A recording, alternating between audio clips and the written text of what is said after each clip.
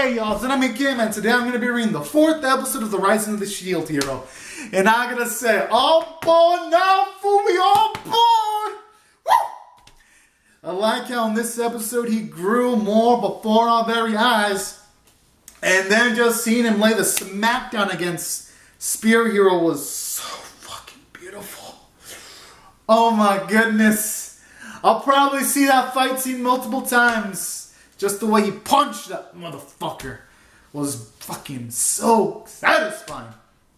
Now, this episode, oh man, yo, bro, if anyone that's seen my channel for like for the 4 months, you're probably gonna predict my score, but fuck it. I'll just talk about how great this episode was. Now, from a character standpoint, this episode was amazing.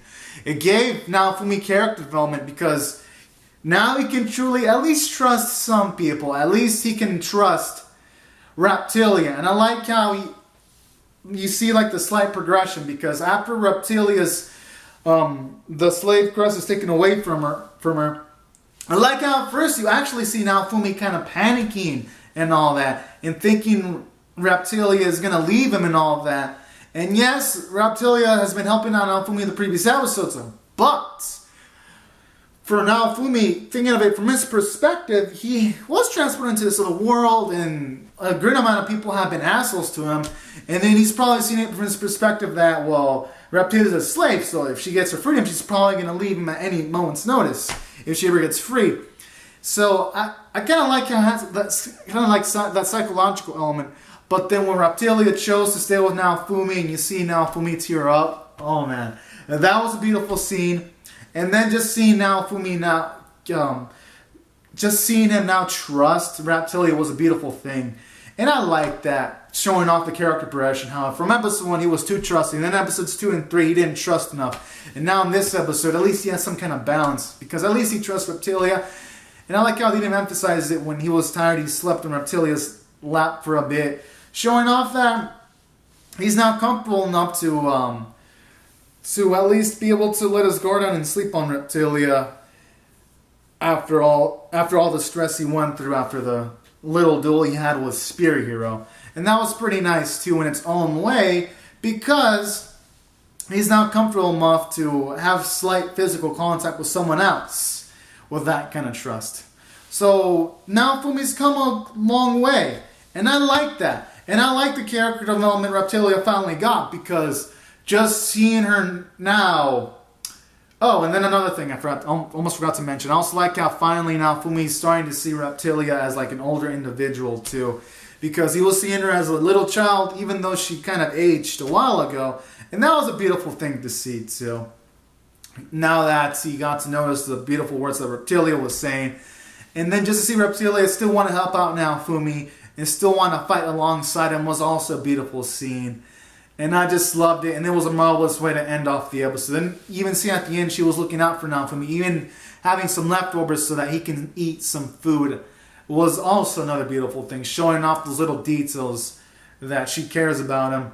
So this was all wondrous shit right here. So, and then even though it wasn't character development, it gave us some characterization for the sword and arrow hero that because Spear Hero was going against Naofumi. Naofumi was about to take down that fucking pretty boy, and then red hair bitch interferes, and then Naofumi loses the fight because the whole crowd wants to pretend that the red hair bitch didn't help out Spear Hero. But then you have Sword and Arrow Hero pretty much say that, nah, she helped out Spear Hero. And then seeing at the end, Spear Hero's like, I didn't do anything wrong, like the little punk-ass bitch he is. Oh, and it just made the episode ending even more satisfying.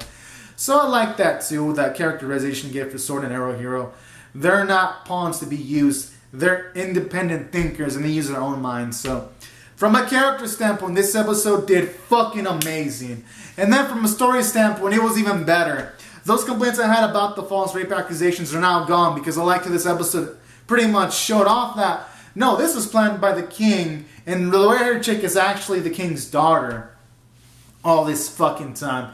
And that was fucking nice. It makes the first episode immensely much more better. Whew.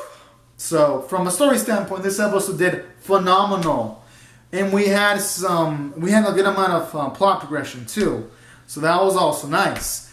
Our animation, do I even have to talk about that? That shit was perfect. It was lit. It popped off the screen. And the animation was dynamic. It was sensational. Honestly. No complaints. Voice cast did their fucking jobs. Everyone did their jobs. Now Fumi's actor sounded reasonably distressed. My goodness. If there's like any awards for anime voice actors, I think he's a shoo-in to win it. That's how well done the voice acting was done in this fucking episode. Wow. This episode, y'all know, y'all probably know, gets 11 out of fucking 10. I loved it. I'm pumped up to see more, and I'll see you guys later. If you subscribe for more, or if you see some other reviews or reactions, cause damn it, this anime, oh man, I loved it. I loved it, guys and gals. So yeah, rate the video, and I'll see you guys later. Subscribe for more. Bye bye.